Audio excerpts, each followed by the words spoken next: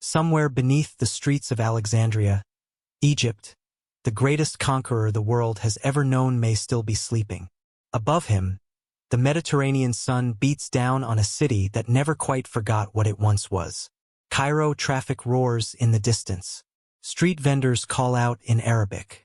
But dig just a few feet below the surface, and you start hitting stone, ancient stone, the bones of a world that Alexander the Great built with fire, genius, and rivers of blood. This city holds a paradox at its heart. It was born from a single man's obsession with greatness, a place where human knowledge was gathered, protected, and celebrated like nowhere else on earth. Yet it was also built on conquest, on the bodies of enemies crushed beneath Macedonian spears. Enlightenment and violence side by side, from the very beginning. And at the center of it all is a golden tomb that simply disappeared. The final resting place of Alexander himself, once visited by Julius Caesar, once a site of pilgrimage for the ancient world, is gone. Swallowed by time.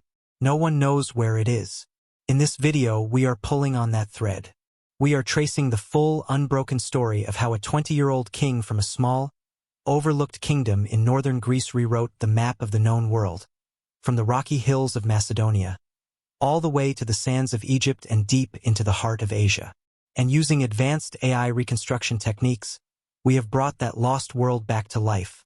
The towering palaces, the thundering phalanxes, rebuilt in stunning 4K. But first, we go back to the very beginning. To understand Alexander, you have to understand the land that made him.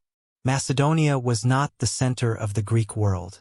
It was the edge of it, a rough, mountainous region in the north, squeezed between hostile tribes, constantly fighting off attacks from every direction.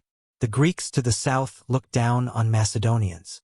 They called them half-barbarians, backwards, unsophisticated, the kind of people serious thinkers didn't bother with. That was a mistake they would come to deeply regret, because out of that hard, unforgiving landscape came some of the most dangerous soldiers the ancient world had ever seen. And the man responsible for building them was Alexander's father, King Philip II. Philip was a genius, not the kind who sits in a library, but the kind who rewires an entire civilization for war. He took a scattered, feuding kingdom and turned it into a precision-killing machine. He invented a new way of fighting, the Macedonian phalanx. Rows of soldiers carrying 18-foot spears called sarissas, moving together like a single, unstoppable wall of iron. Nobody had seen anything like it. Nobody was ready for it. But Philip didn't build this army just to impress people. He had a vision, to unite the Greek world and then turn it east, toward the vast Persian Empire that had humiliated Greece generations before. Then there was Olympias, Alexander's mother. She was not a quiet background figure. She was fierce, deeply religious, and absolutely convinced that her son was no ordinary child. She told Alexander, and made sure he believed it, that his real father was not Philip at all. His real father was Zeus, king of the gods, lord of thunder. Most historians think this was a political story, carefully told to make Alexander seem destined for greatness. But Alexander chose to believe it, and that belief would drive him for the rest of his life. By the time he was 16, Alexander wasn't just studying philosophy under the great Aristotle. He was ruling Macedonia as regent while his father was away at war. By 18, he was on a real battlefield. At the Battle of Kyrenia in 338 BC, Philip's army faced a powerful alliance of Greek city-states determined to stop Macedonian expansion. The key to breaking them was shattering their strongest unit, the Sacred Band of Thebes, an elite force of 300 soldiers considered undefeatable. Philip gave that job to his teenage son. Alexander led the cavalry charge himself. The Sacred Band was destroyed. The battle was won. The Greek world fell under Macedonian control. The machine worked. The son was ready. But then, at a royal wedding celebration just 2 years later, a trusted bodyguard stepped out of the crowd and drove a blade into King Philip II. The greatest military mind in the Greek world was dead. And a 20-year-old boy, surrounded by enemies on every side, suddenly had to decide what kind of king he was going to be. Most people, handed a crumbling kingdom and a list of enemies, would have played it safe. Alexander went to Asia. He crossed the Hellespont, the narrow strip of water separating Europe from Asia, in 334 BC, with around 40,000 soldiers and a treasury so empty he had funds for roughly 30 days of campaigning. He was betting everything on speed, nerve, and the belief that he was unstoppable. Before his feet even touched Asian soil, he threw a spear into the ground from his ship. A dramatic declaration. This land was his, claimed by conquest. The Persians were waiting for him at the Granicus River. What followed was chaos. The riverbank was steep and muddy, the current strong, and Persian cavalry waited at the top of the ridge. Alexander led the charge himself, straight into the thick of it. In the middle of the fighting, a Persian commander raised a battle-axe and brought it down toward Alexander's head. It split his helmet. Another half-inch and the story ends there. A loyal officer named Clytus cut the man's arm off before the second blow landed. Alexander walked away. The Persians did not. With his first victory secured, he pushed deeper into Anatolia, modern-day Turkey, sweeping through cities that had lived under Persian rule for generations. Then he arrived at Gordium and found the famous knot. The Gordian knot was a tangle of rope so complex that no one had ever been able to unravel it. Legend said that whoever solved it would rule all of Asia. Alexander studied it for a moment. Then he pulled out his sword and sliced straight through it. Problem solved. It was pure Alexander. Forget the rules, redefine what solving even means. But the real test was coming. Darius III, the king of kings, ruler of the most powerful empire on earth, had seen enough. He was done sending commanders. He was coming himself, with an army that outnumbered Alexander's forces 5-1. Darius didn't just bring an army. He brought a statement. Estimates suggest the Persian force at Issus in 333 BC numbered somewhere between 100,000 and 600,000 men. Historians still debate the exact figure. What nobody debates is that Alexander was massively outnumbered. Darius chose his ground carefully, positioning his enormous force where sheer numbers would crush the Macedonians like a wave. But Alexander chose something better than numbers. He chose the right ground. The two armies met in a narrow coastal pass, a tight corridor between the mountains and the sea. Darius's massive numerical advantage was suddenly useless. He couldn't spread his forces wide. He couldn't surround anyone. The battlefield had swallowed his greatest weapon. Alexander spotted the weakness instantly. He drove his cavalry straight at the center of the Persian line, straight toward Darius himself. And Darius ran. The king of kings, ruler of the most powerful empire on earth, turned his chariot around and fled the battlefield. He left behind his mother, his wife, his daughters, and his entire royal tent, full of gold, silk, and treasures Alexander had never seen before. He left behind his dignity. He left behind any illusion that Persia was untouchable. Alexander treated the captured royal family with complete respect. It was a calculated move, the act of a man who wasn't just conquering territory, but building a reputation. Then he marched south and hit a wall. The city of Tyre sat on an island half a mile offshore and flatly refused to surrender. Most commanders would have moved on. Alexander ordered his engineers to build a road through the sea. For 7 months, his army hauled rocks, timber, and rubble into the Mediterranean, constructing a massive land bridge straight to Tyre's walls. When they finally broke through, Alexander showed almost no mercy. The city was destroyed. His people were killed or sold into slavery. The message to every city still considering resistance was now impossible to misread. Egypt didn't fight him. After the fall of Tyre, Alexander marched south into a land that had suffered under Persian rule for decades. The Egyptians had been taxed heavily, their religious traditions disrespected, their pride quietly crushed. When Alexander arrived in 332 BC, they didn't resist. They opened their arms. The Persian governor surrendered without a single battle. But Alexander wasn't satisfied with simply being welcomed. He needed something deeper. He needed confirmation, the kind that couldn't be argued with, the kind that came from the gods themselves. So he marched into the desert. The journey to the Oracle of Siwa was brutal, weeks of travel through the Sahara, with limited water and punishing heat. Several ancient sources claim that divine signs guided the way. Birds overhead, a miraculous rainstorm that saved the army from thirst. Whether those stories are true or carefully crafted mythology, Alexander arrived at the sacred oasis temple of the god Ammon. What the priests told him inside that temple he never fully revealed. What he did reveal was this: he emerged calling himself the son of Ammon, son of a god, rightful pharaoh of Egypt. The priests had confirmed what his mother had always told him. The divine story he had carried since childhood now had an ancient, foreign religion backing it up. He returned from the desert a different kind of king. And then he stood on the shore of the Mediterranean and began to build. He walked the coastline himself, pointing out where the walls would rise, where the harbors would sit, where the great public squares would breathe life into the city. With no chalk available, his architects traced the plans on the ground using flour, a temporary blueprint for what would become one of the most extraordinary cities in human history. He called it Alexandria. Egypt had given him a crown. He gave Egypt a city that would outlast every empire that came after him. Darius had one more chance to stop him. He spent 2 years rebuilding his army, choosing the wide, flat plains of Gaugamela in modern-day Iraq for the final confrontation.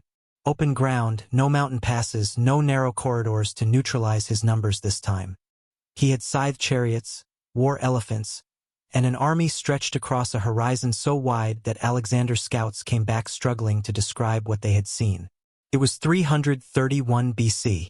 The fate of the ancient world came down to a single afternoon. Darius had ordered his men to level the battlefield overnight, smoothing the ground so his chariots could build full speed. Alexander let them do it.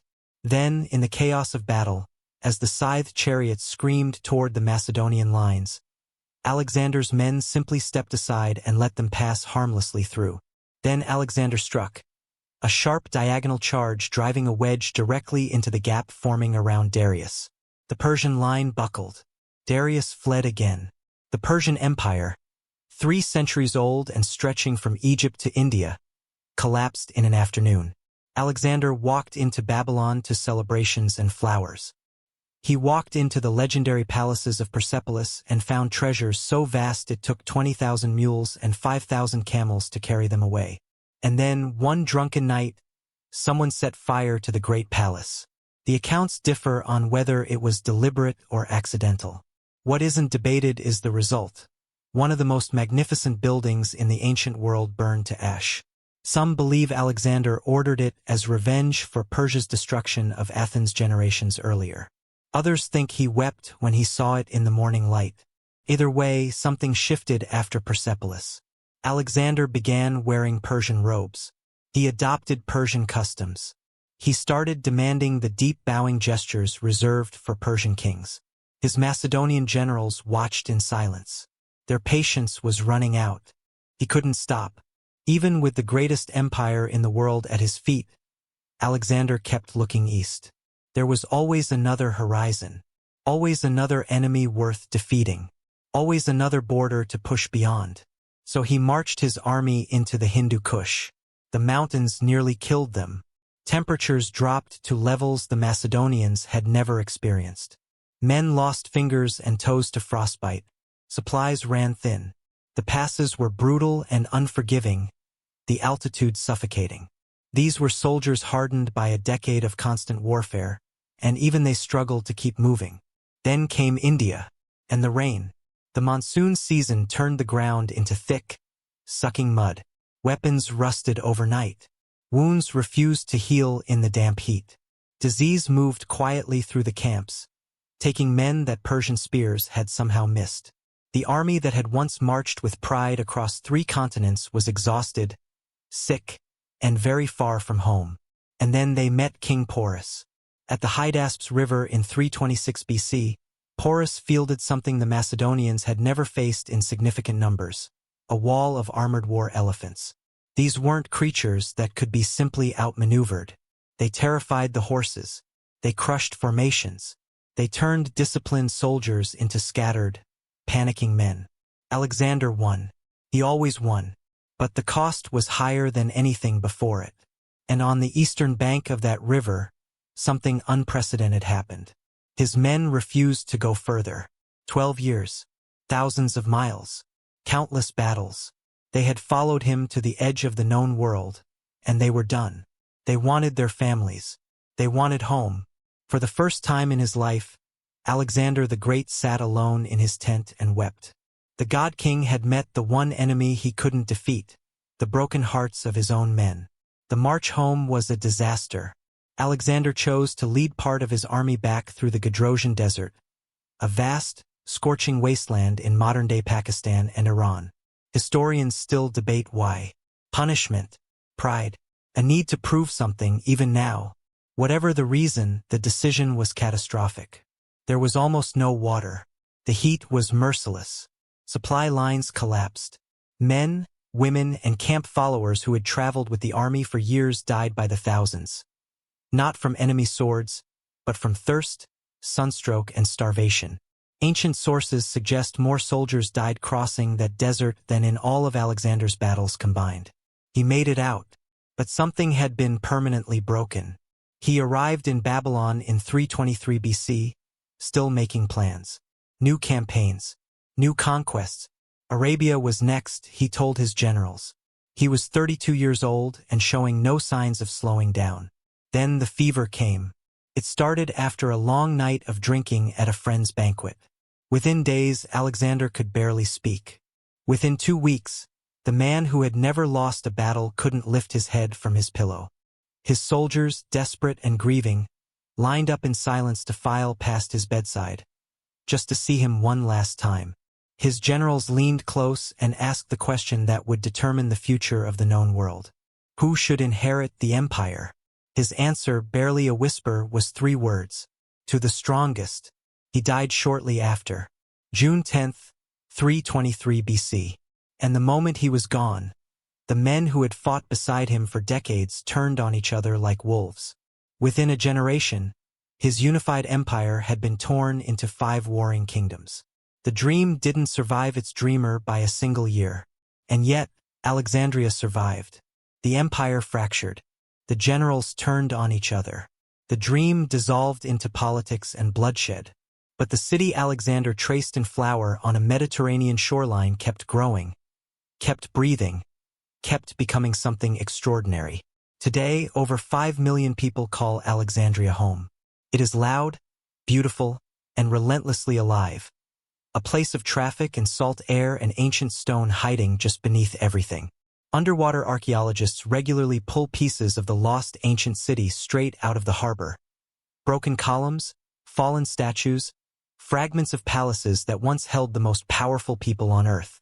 And when city engineers tried in recent years to dig a modern subway system beneath Alexandria's streets, construction kept grinding to a halt. Not because of technical problems. Because every time the drills went deep enough, they hit something ancient. Lost foundations. Hidden chambers. The buried bones of a civilization that refused to disappear quietly. Alexander conquered Persia. He conquered Egypt. He pushed to the edges of the known world and rewrote the map of human civilization. The Greek language, Greek philosophy, Greek science, all of it spread across 3 continents because one 20-year-old from a backwater kingdom refused to accept any limit placed on his ambition. He built a connected world. He just couldn't survive it. And somewhere beneath the streets of the city that still carries his name, the greatest conqueror in history may still be lying exactly where they placed him, unseen, undisturbed, and waiting. No human eye has found him in over 1,000 years. If this journey through Alexander's world moved you the way it moved us, please like and subscribe. It genuinely helps us keep making these.